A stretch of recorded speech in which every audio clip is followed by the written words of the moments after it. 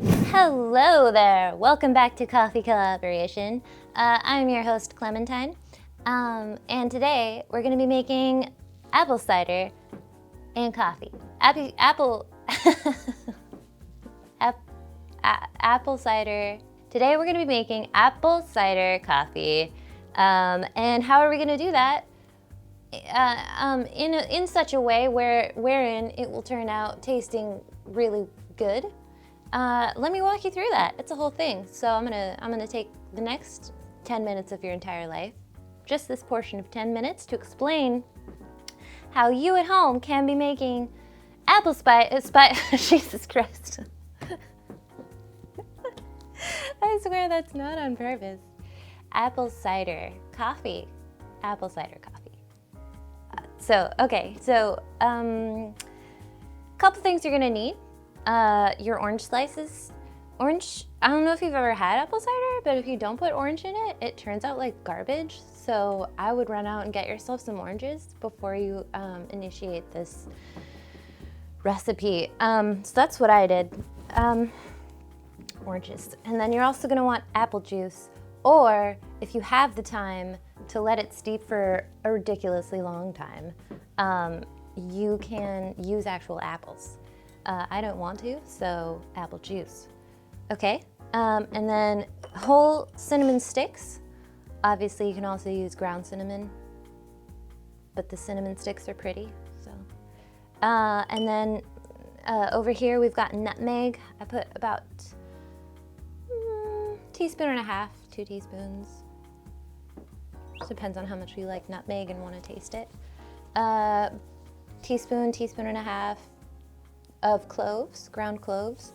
And then I'm also adding cardamom, and about the same amount, equal parts cardamom, nutmeg, and clove. So if you can imagine what those taste like in combination with apple juice and oranges, we're also going to be adding coffee to that. So you want to be careful when you do add coffee to a recipe like this, to add coffee with flavors that you're gonna enjoy alongside these flavors. So I picked this one from Brandywine. It's one of their main blends, but this blend changes with the seasons. So Small Wonder is a new one. It's got a cute little fox on there because it's for fall. And it's got flavors of caramel, Honeycrisp apple, pecan, and cider. So it's like perfect for what we're doing right now. So that's what we're using. Okay, so the way we're gonna organize this recipe, first thing we're gonna do is make the cider. And we're not actually gonna brew the coffee with the cider. Once the cider is done kind of making itself, we're gonna filter it into a French press, and then we're gonna let the coffee flavors integrate together with the cider inside of the French press. It's gonna be great. So watch out. Here we go. All right, let's jump in. So, the first thing that you do is you pour in your apple cider. This is about 600 milliliters, which is 2.5 cups, I think.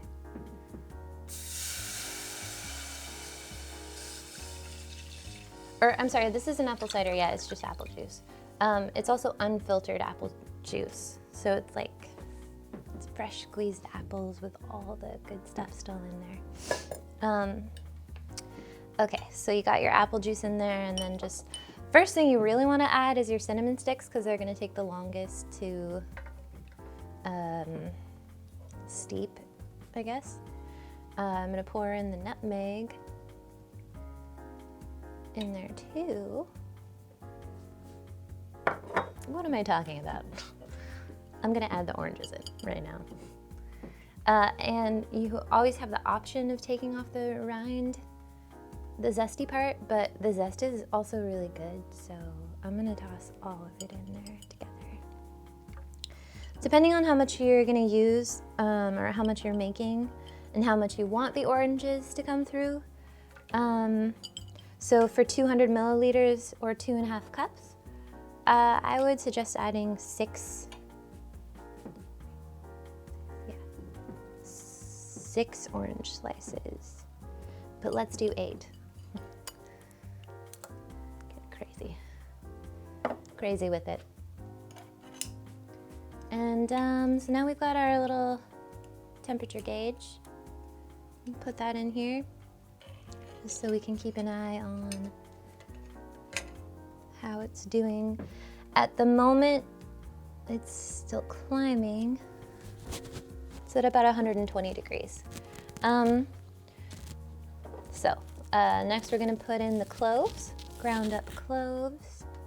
Just kind of, you know, dump that all in there. And then the cardamom, which is gonna, I think, do a pretty nice job of integrating the zestiness of the oranges with the warm toastiness of the nutmeg and the clove. It's kind of a little nice little middle ground that adds a nice layer. So it helps if you have a lid, because that just like kind of keeps everything, you know, cooking. Lids are nice for if you want to keep all the, just having a lid is good. I don't have a lid. I found a lid. So.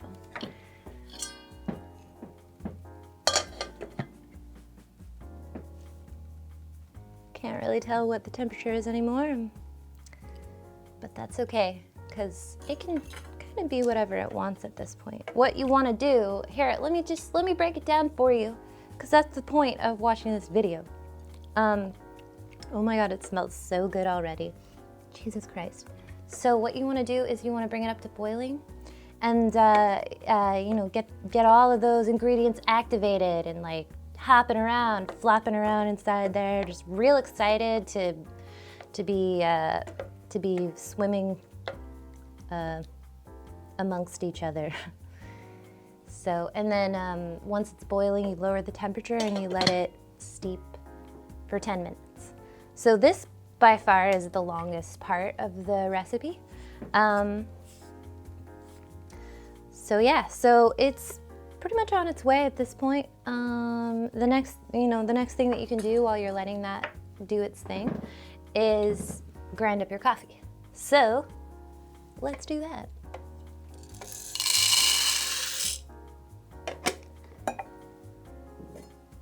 Nope.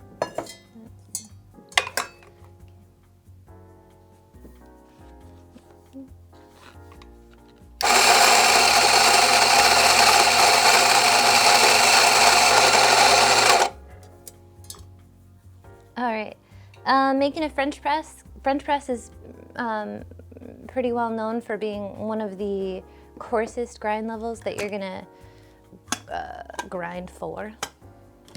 So, pretty damn coarse. And it could be coarser, honestly.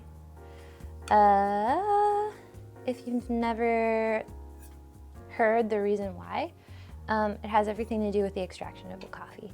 So like,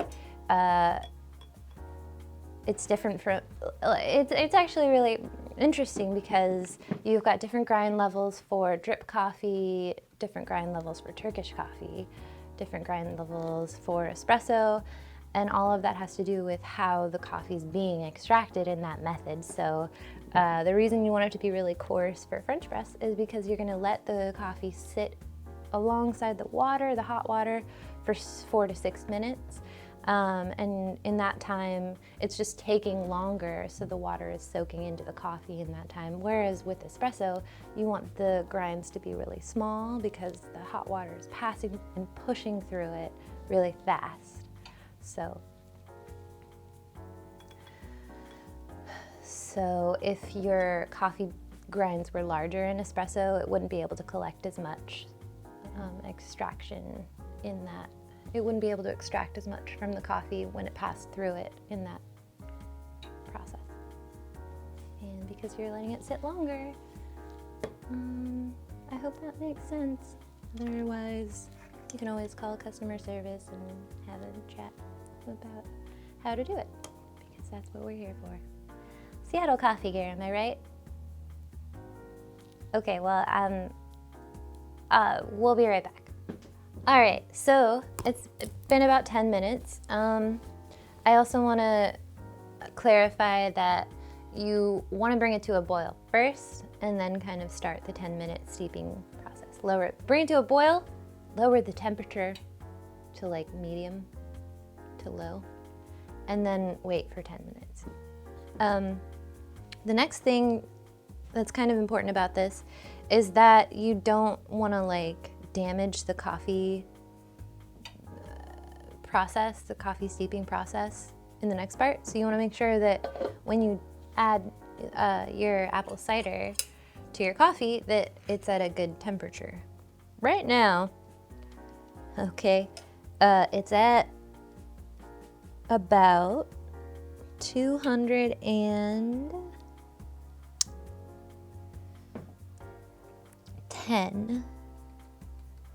Actually, that's about 208, which is a little above where we want it to be. 212 is the boiling point.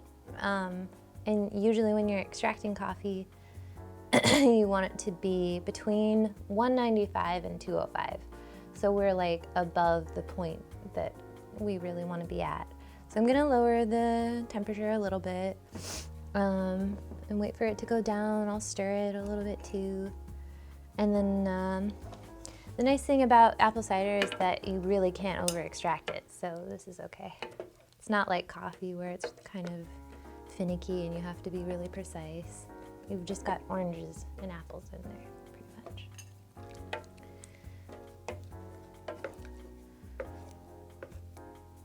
So, in other words, this is the section that you want to take your time with so that the coffee portion of it turns out the way that it's supposed to.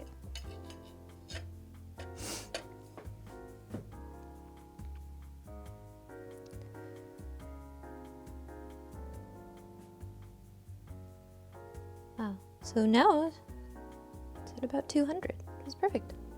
Okay. Okay, so this is the espresso press. It's kind of cool because it's got like a double filter. Technically, you're supposed to put the coffee in there. I'm gonna use it as a filter for the oranges and stuff. Probably definitely gonna make a mess.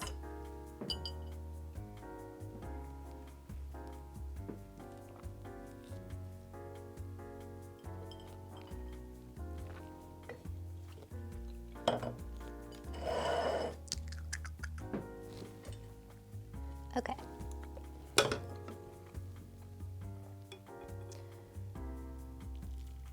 Ah! That's not gonna work. It's not gonna work.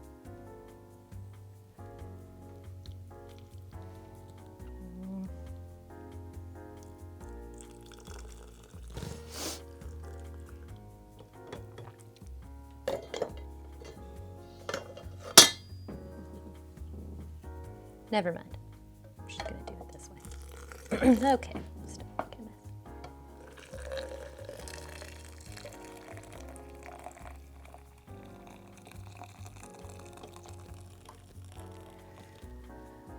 Okay, awesome. Technically, you probably could toss in your oranges. There are like 1 or 2 in there. I'm gonna do it because I feel like it. 1 and 2. Okay. So definitely give it a stir. Right now the coffee's kind of blooming. I let it bloom for a second. It's fine. Okay, and then it's another kind of waiting game. 4 to 6 minutes for a French press. So we'll be right back. All right, and 5 minutes later, now it's time to press the French press.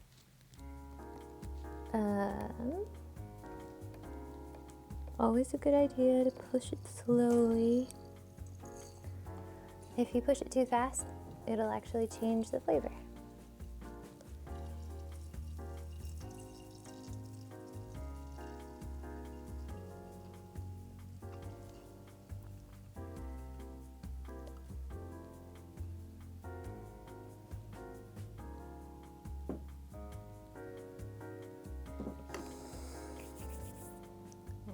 print on there.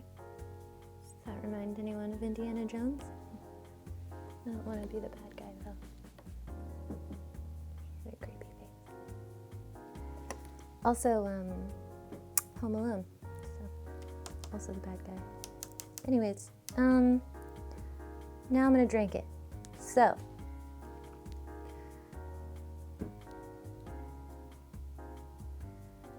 all right.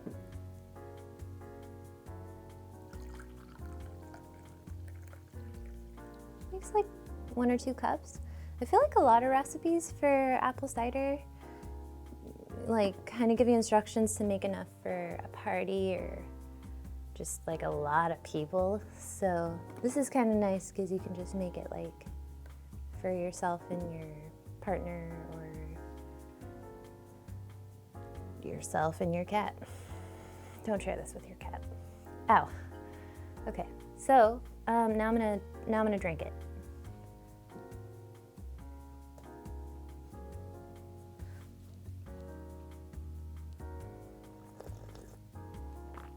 Ooh, oh, that turned out good. That's delicious. I think you could use a little sugar, which is weird because I'm pretty sure they put a lot of sugar in apple juice. I would put more sugar in this, though. That's super good. You can taste everything. The cardamom made it really interesting. So you got the coffee in there. And you got the apple cider. It's nice. Could probably even put a little bit of milk in here. There you go. It's a nice twist.